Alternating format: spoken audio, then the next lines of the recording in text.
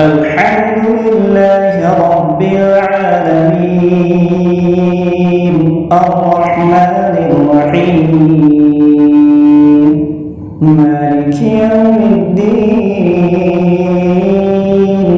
إياك نعبد وإياك نستعين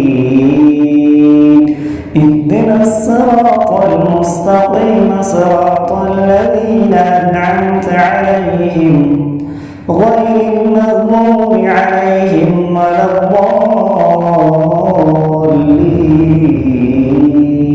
الضالين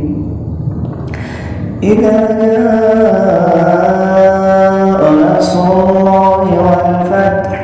ورأيت الناس يدخلون في دين الله أفواجا فسبح بحمد ربك واستغفره إنه كان توابا.